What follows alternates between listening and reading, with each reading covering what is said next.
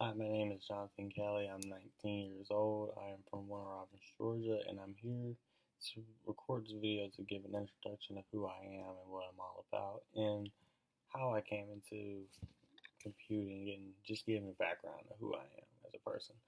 Um, 19, I'm originally from Warner Robins. Well, not really Warner Robins, but I live in Byron.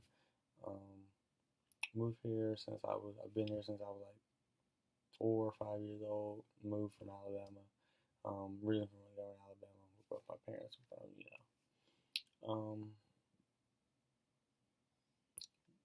Been here all my life. Originally moved to Warner Robins. Then after we built our house, I started going to Peach County Schools, where I went to high school at. Eventually, we started going to high school at, which would be Peach County High School. Went there for 4 years. Also played football for 4 years. Um, yeah, we won a couple. We were a pretty good team, I'd say. Afterwards, went to Middle Georgia State, where I'm majoring in information technology. Um, with a minor with a focus on cybersecurity. What I would like to do with that job is become a cloud architect, which is the person who basically goes out and tries to troubleshoot what is wrong with cloud networks.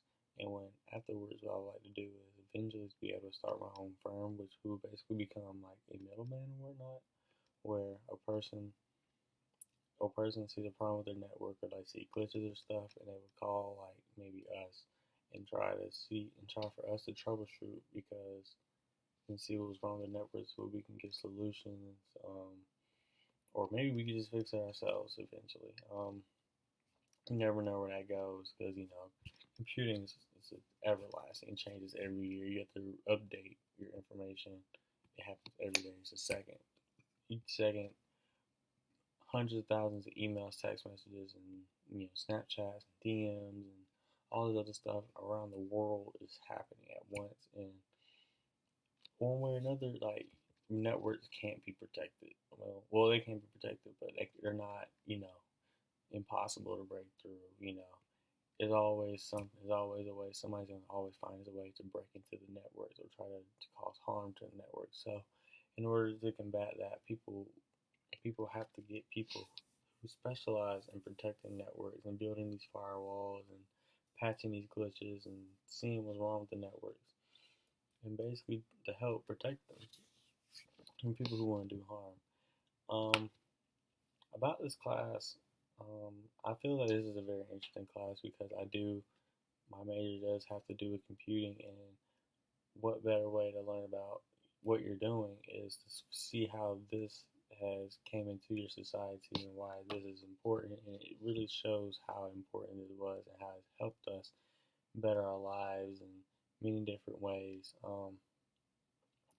Computing's always been here since like the 60s and 70s, and while reading the book right here, I found that I've so far found out that the military was a very major player in bringing the computer to a widespread use across the country due to the fact that they were looking for calculations on how the trajectories and their flight paths for their rockets.